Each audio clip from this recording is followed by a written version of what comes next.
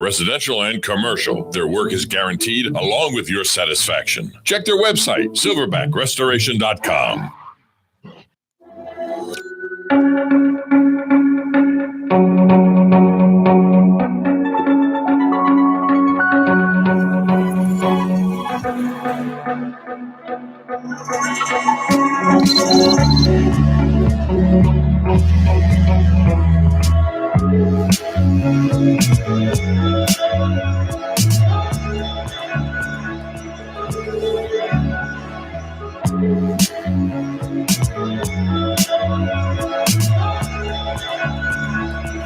All right, thank you for waiting, for tuning in. It's 25 minutes before 10 o'clock, and we have a book you are going to like. This is one of those books that you think give it a few years, and people will be referring to this as a classic, I think. It just has that feel to it, doesn't it? Gail Honeyman is the author of the book. It's called Eleanor Oliphant is Completely Fine.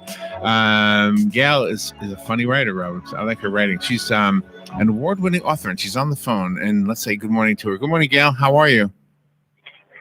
Good morning. I'm very well, thank you. How are you? I'm good. Where are you calling from?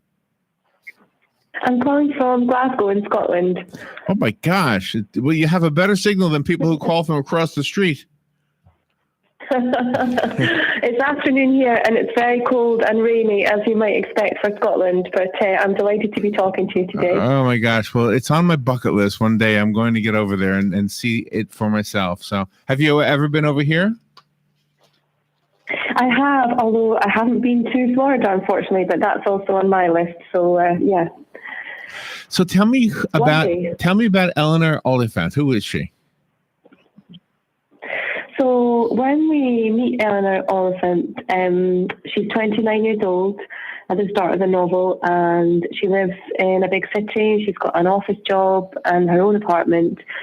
She has a very regimented life. She likes to do the same thing at the same time every day, eat the same thing for lunch, drink the same vodka at the weekend.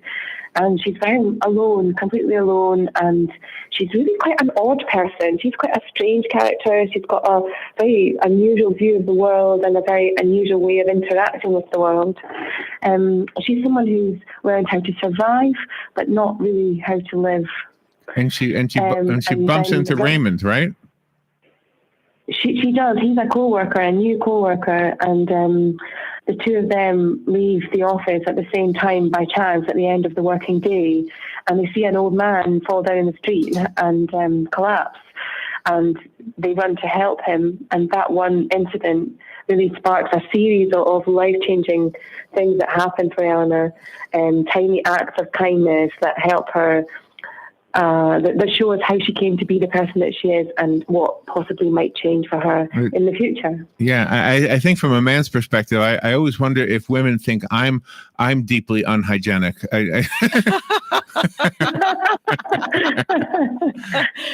Well, this is radio, so I don't know. But she's also has to come to grips with something from her childhood, and she's doing an eloquent job at that. Yeah, thank you. She's it's a difficult book to talk about without giving away too much. Right, we don't want to do that. She hasn't had the best start in life, that's for sure. And there's some very dark aspects to the novel, and we slowly find out about those over the course of the story. This book is doing so well on Amazon. You've had 2,771 reviews, and you've got 4.5 stars. It's pretty good. You're number 3 in the category of single women, so it's doing really well. When did this come out? The paperback just came out in June, I think, and the hardback was published a year ago. So, oh wow! Thrilled! I'm absolutely delighted that it's done so well and that people are reading it and enjoying it. It's just a dream come true. And this is one of the book club picks from Reese Witherspoon, and we understand she purchased the film rights. That's right. So again, that's another thing that's a dream come true. That was certainly a pinch me moment when I found out that happened.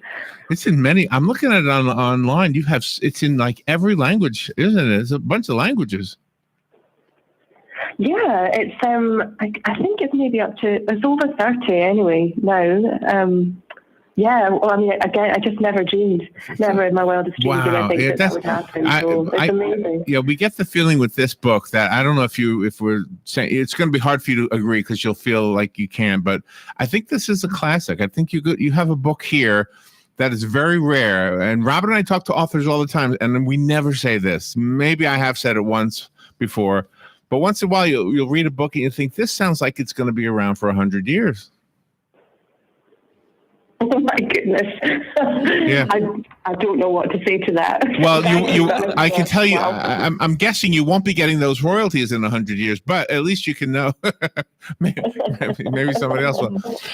You have a lot of emotion packed up in Eleanor. I mean, she's everything from zany to super serious. Mm-hmm. Yeah, I tried. I mean, as we talked about earlier, there's some very dark themes in the book and some very difficult experiences. But I did try to balance those with humour because I think I wanted it to be a realistic novel. And I think life is like that even in the darkest times and even when we're experiencing very difficult things, as humans, we still try to find a bit of humour or laughter to help us survive them, even if it's very dark humour sometimes. But I was very careful to try and make sure that we're never laughing at Eleanor and it's not humour at her expense. She's the heroine of the story. Yeah, I think there's a sense of honesty in the book too. You don't feel like you're being asked to believe something. It just rings true. It's the experience we all have, but at the same time being looked at with through somebody else's eyes. Maybe that's the best way to say it. And you see the humor in normal things that we all experience, at least in some time in our lives. It was great fun to write the character of Eleanor because although she's 29 and she's very intelligent and very well educated, she's also emotionally very young, and it's almost as if she's hatched out of an egg, age 29, and very clever but with no experience of everyday things like going to the hairdresser to have her hair cut. So it was so much fun to try and write those scenes and see those things through the character of Eleanor's eyes. This must have writing the book must have evoked some of your own memories and your own feelings. She's a completely fictional character, and for me that was part of the joy, was imagining and creating and trying to see the world through this very particular perspective that Eleanor Oliphant has. So it's entirely fictional, which was a joy for me. Is there a story behind her name?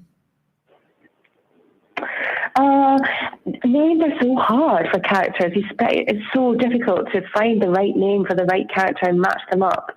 But when I finally came across this name for her, when you've got the wrong name, it feels really uncomfortable. It's like wearing shoes that are too tight and pinched.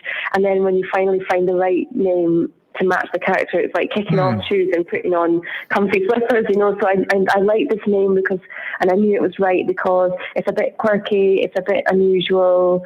The book covers the theme of loneliness, and it's got that time with Eleanor Oliphant. It just seemed to fit her perfectly. But you also have her into family, chatting with her mom. Yes, I probably don't want to say too much about that for fear of spoiling the story. Okay, there you go. Her mum is certainly not going to win Mother of the Year award, that's for sure. Reese Witherspoon is quoted as saying, "This is beautifully written and incredibly funny." Here's the cool part. I have a copy of it. So if I have a listener who would like the copy that was sent to us, you can have Gail Honeyman's book. Eleanor Oliphant is completely fine just by calling me right now. I'll put your name on this one and leave it for you. But the rest of us have to go buy it. I found it on Amazon where you're getting really great reviews. Do you have a website you want to recommend in addition to Amazon? The publisher's website, Penguin Random House, Pamela Dorman Books, they're my publisher and they've got information there. They always have great books. You can buy the book anywhere where books are sold. Yeah. Yeah, absolutely. You hooked up with a great publisher. Gail,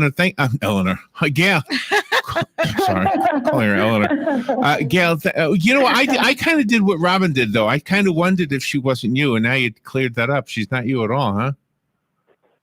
No, I've never met anyone quite like Eleanor Oliphant. Well, thank you for taking some time to talk to us today. That was a fun interview, and the book is absolutely wonderful. Thank you for sharing it with us today.